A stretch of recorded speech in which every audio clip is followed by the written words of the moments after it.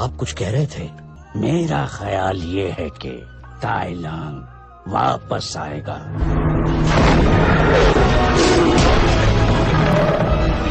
ये नामुमकिन है, वो कैद में है। कुछ भी नामुमकिन नहीं। ज़ेंग, उड़कर चौरगोम कैद जाओ और उनसे कहो सुरक्षा दुगनी करने को, हथियार दुगने करने को, सब कुछ दुगना करने को, ताई लंग उस कैद से भागने न पाए। जी गुरु शिफू।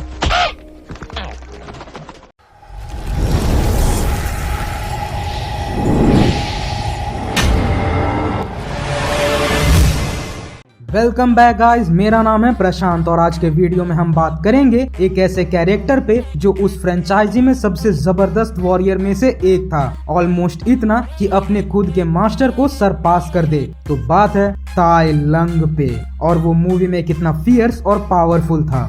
2008 में एक्शन कॉमेडी जॉनर की एनिमेटेड मूवी कुंग फू पांडा आप सबने देखी होगी। ये मूवी ऑलमोस्ट सभी की फेवरेट रही है। फ्रेंचाइजी में 2 और मूवी आने के बाद भी पॉपुलैरिटी में इस मूवी को बीट नहीं कर पाई, और पर्सनली हमें भी फर्स्ट वाली ज्यादा पसंद है। और उसका रीजन जितना पो है उतना ही इस मूवी का एंटागोनिस्ट यानी विलन भी था। भले बाकी 2 मूवी में हमने लॉर्ड शेन और मास्टर काई को देखा, बट स्टिल ताई लंग जितना इम्पैक्ट स्क्रीन पे कोई नहीं छोड़ सका।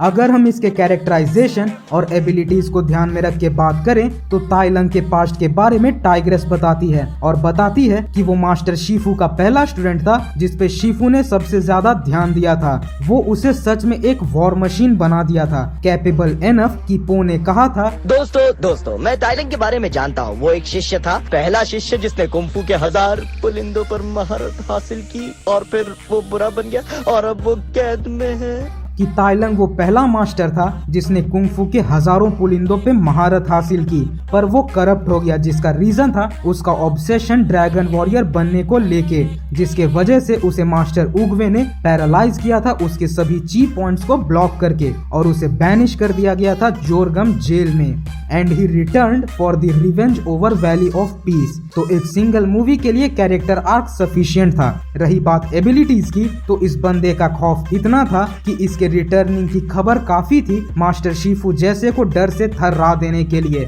सिर्फ इसके नाम से वो पैनिक होके ज़ेंग को जोरगम जाके सभी सेफ्टी मेजर्स दुगना करने को कह देते हैं। अगर हम अंदाजा लगाएं तो जब ताई लंग को बैनिश किया गया तो वो शायद 19 से 20 साल का रहा होगा, और वो 20 सालों से जोरगम जेल में कैद था। एक ऐसा जेल जो सिर्फ और सिर्फ इसे रोकने के लिए ही बनाया गया था। जाने का एक ही रास्ता, आने का एक ही रास्ता, रास्ते में हजारों पहरेदार, वो भी सब वेपनाइज्ड, और कैदी सिर्फ एक, वो भी वो बंदा जिसके दोनों हाथों को रिस्ट्रेन करने के लिए उनमें हजारों किलो के चट्टान बांध के लटकाए गए थे। उसके बॉडी को एक टर्टल शेल जैसे लॉग में जकड़ा गया था। एक्यूपंक्चर से उसके सभी ची पॉइंट्स को ब्लॉक कर दिए गए थे, एंड मोस्ट प्रोबेबली उसे खाने को भी कुछ नहीं मिलता था। उस हालत में भी ताई लंग जब खुद को फ्री करता है तो अपने बॉडी को बस कुछ सेकेंड में नॉर्मल कर लेता है। और ये खास बात भी है क्योंकि इतने सालों से आपके ची पॉइंट्स ब्लॉक्ड थे, तो आप इतने जल्दी खुद को नॉर्मलाइज नहीं कर सकते और अपने अंदर ची फ्लो को शुरू नहीं कर सकते।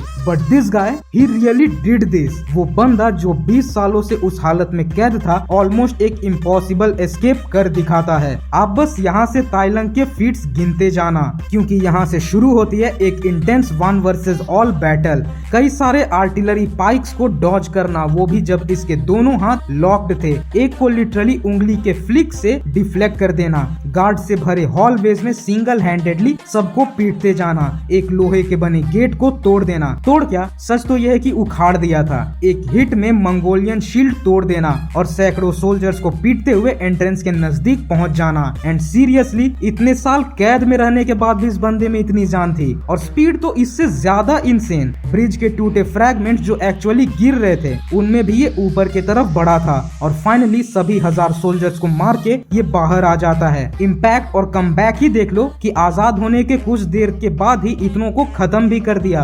वो फ्यूरियस 5 जो पूरे चाइना में सबसे फ्यूरियस वॉरियर टीम मानी जाती थी, उसे मैन हैंडेडली धो देता है 1 वर्सेस ऑल में दोबारा। यार ये इस बंदे का ट्रेडमार्क स्टाइल लगता है, और टाइग्रेस को ओवर पावर कर दिया था।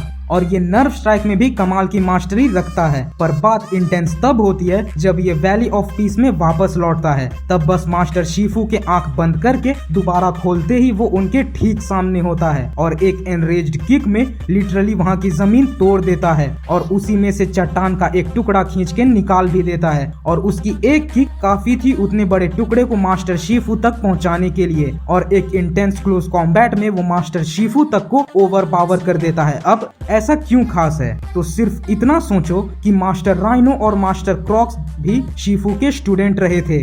वो मास्टर राइनो जिनका फाइटिंग स्टाइल और डिफेंस पूरे चाइना में फेमस था, बट मास्टर शिफू ताइलंग के आगे नहीं टिक पाते। पो के साथ उसके बैटल में वो वैली ऑफ पीस का गेटवे को एक किक में तोड़ के रख देता है। अब ये कुछ ज्यादा इंसेन है क्योंकि वो किक में उतने बड़े स्ट्रक्चर को तोड़ के रख देना छोटी बात नहीं। वहीं वो पो को जो स्मैश मारता है उससे जमीन में एक क्रेटर बना के रख देता है और उस हमले का शॉक वेव पूरे वैली ऑफ पीस में फैल जाती है।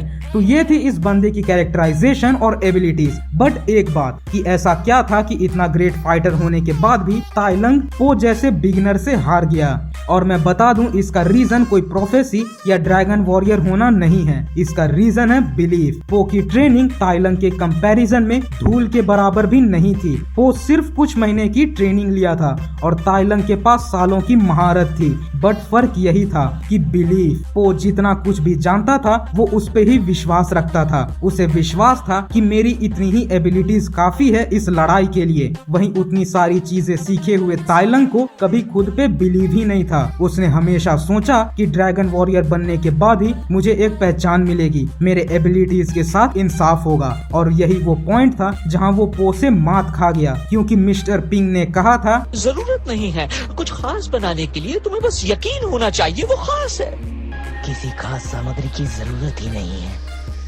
कोई खास इंग्रेडिएंट नहीं होते पो, बस तुम्हें विश्वास होना चाहिए कि जो तुम कर रहे हो वही खास है। और यही विश्वास ताइलंग में नहीं था। उसे लगता था कि खासियत तो उस ड्रैगन पुलिंदे में है, मुझ में नहीं। इवन ये ताइलंग क्या पूरे फ्यूरियस 5 में भी नहीं था। और यही रीजन था कि टाइग्रेस भी नहीं चुनी गई थी। आप हर लड़ाई सिर्फ अपने शेयर फाइटिंग स्किल से नहीं जीत सकते। हाँ, वो आपको कैपेबल तो बनाएगी बट सिर्फ बाहर से। पर पो खुद को अंदर से काफी स्ट्रॉन्ग बना चुका था। इवन वो उस चीज में मास्टर शिफू को भी सरपास कर दिया, वो भी दूसरी ही मूवी में। And that is what internal peace. But still Tai Lung एक कमाल का वॉरियर था, probably the best ever in every fighting aspect. बस वो बुरा ना होता तो इससे कमाल का कैरेक्टर हो ही नहीं सकता था, वो भी हर मामले में, चाहे वो हो स्ट्रेंथ, एजिलिटी, स्टेमिना, स्किल्स या फियर्सनेस। बंदा सब में बाप था।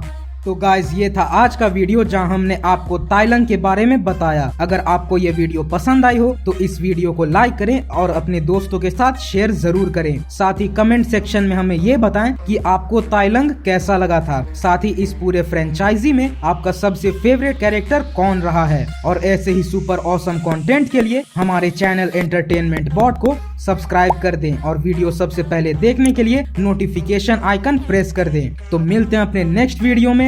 Till then, bye bye. May the force be with you. May the force be with you. May the force be with you.